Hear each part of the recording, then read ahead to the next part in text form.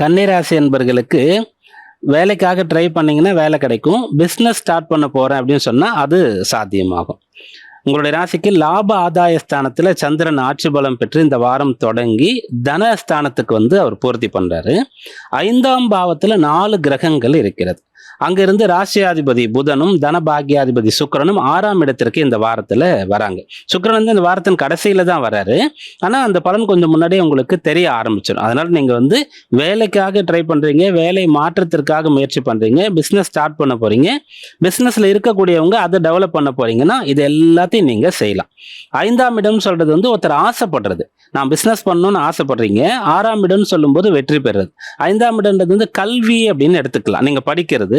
6ஆம் இடம்னு சொல்லும்போது ஒரு வேலைக்கு போய் சேர்றது. 6, 10ஆம் இடம் தான் உத்தியோகம், தொழில் இதற்கான இடங்களா இருக்கும்.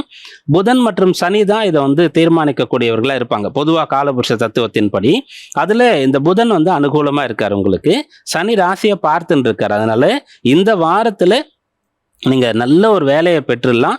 உங்க பிசினஸ்ல நல்ல முன்னுக்கு வரலாம். அந்த கல்வியை பூர்த்தி பண்ணலாம். நான் ரொம்ப நாளா படிச்சுட்டு இருக்கேன், எனக்கு கம்ப்ளீட் பண்ணணும்ன்றவங்க அதுக்காக என்ன பண்ணணும் அப்படின்ற விஷயங்கள்லாம் இந்த வாரத்துல செய்யலாம்.